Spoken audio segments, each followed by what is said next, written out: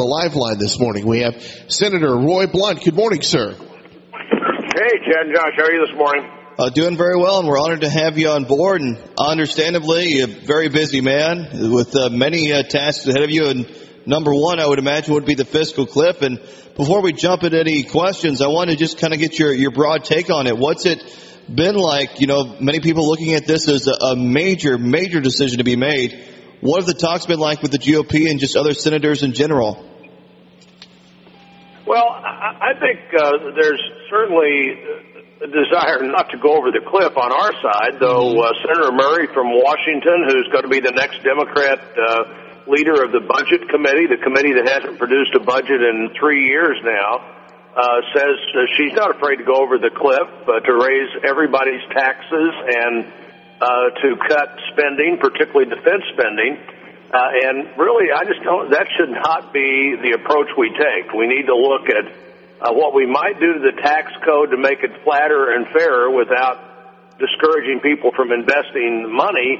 And then you've got to look, guys, at the entitlement programs, the big programs where all the money is spent, and this is a good time to figure out how to reform those programs so that they last long enough that the two of you can benefit from them, something you probably, if you're like most guys your age, don't plan to do right now because you just assume that they won't be there, and that's the wrong approach for us to take. So we've got to look at entitlements. I think it's okay to look at the tax code, but only if we're going to put a priority on the things that impact long-term spending. Now, I know that, Senator, some members of the GOP are saying, you know, they had this hard stance of not going to raise any taxes, but we're hearing that some might begin to buckle. What's your take on that? Do we need to raise taxes? Well, I think negotiating this through press releases and the media will not do any good. I don't think anything should happen unless we're prepared to do something about spending. And we can't just have one side who's willing to say, well, if you don't raise everybody's taxes, we're going to go over the cliff here. This is a moment when, frankly, the president needs to lead. This is one of those presidential moments where actually what the president should do is what past presidents would have done and say, here's what you need to do. Now let's debate what is wrong with that as I try to persuade you to do it. The president can't lead from rallies around the country. His statement in the campaign, can't fix Washington inside Washington. The truth is you can't solve this problem anywhere else, and it won't be solved unless the president's willing to lead. KZRG News Time, 744 on the live line. Senator Roy Blunt. We had Senator Durbin come out over the weekend and said he's open to cutting entitlements. Do you think he's sincere on that? Well, I hope so. I mean, everybody that looks at this problem knows that these big programs, Medicare, Medicaid, and Social Security, will not last unless you reform them. There's moving gradually the Medicare age from 65 to 67, the same age that you have when you get Social Security. And frankly, then we need to look at the Social Security age and figure out how to move them both forward in a way that reflects the age of the country. When Medicare was put on the books in 1965, the average person now lives than they did in 1965. So you multiply millions of Americans times 5, suddenly you've got all sorts of years of support in these programs that you didn't have when they were passed, and you have to adjust them occasionally demographically, just like Social Security was adjusted 30 years ago, and it's time to adjust it again. My dad was 65. He's 91 in a month. He was 65 when he qualified for Social Security. I'm going to be closer to 67. My children are going to be 69 or 70, and they know it unless we decide just to let the program collapse and not work. And this is a good time to do big things, and the president needs to lead in getting those big things done. And let me say one other thing. He has to lead in a realistic way. He got reelected as president, but the Congress is overwhelmingly on the House side Republican. He has to come up with a plan that is going to be acceptable to them, though it won't be perfect for either them or him. It has to be an acceptable way forward on on this to avoid this problem. Now, talk to me. We're speaking with U.S. Senator Roy Blunt this morning.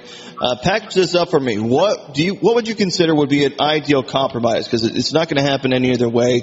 But in your mind, what is a good compromise for both Democrats and Republicans? You know, I think a good place to end up is real entitlement reform, and the three big programs again are Social Security, Medicare, and Medicaid.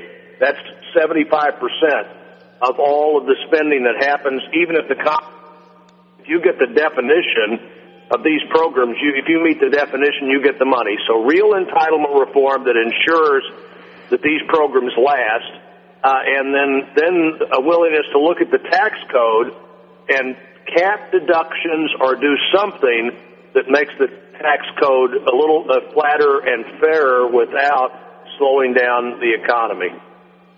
KZRG News Time 747. You know, one of the big concerns is the mortgage interest deduction. You know, once that was a sacred cow for our country, do you see that going away?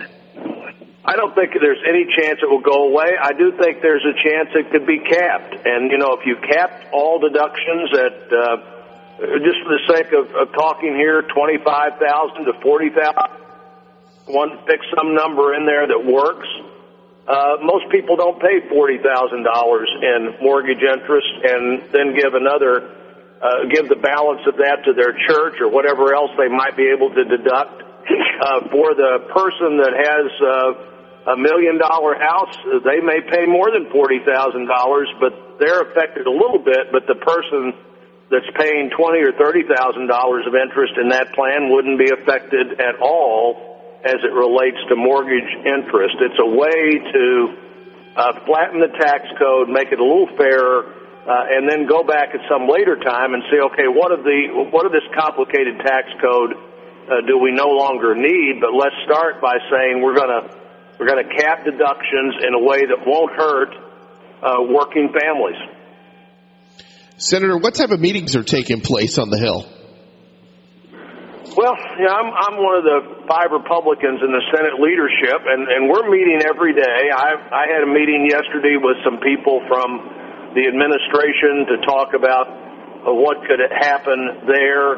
I think at the end of the day, however, this is going to be something that has to be negotiated by the President of the United States, clearly a Democrat, and the Speaker of the House, John Boehner, a Republican.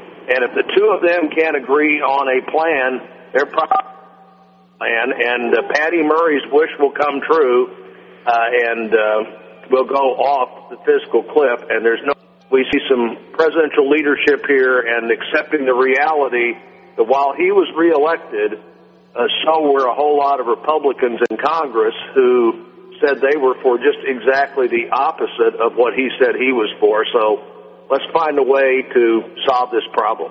Well, Senator, we appreciate your time this morning.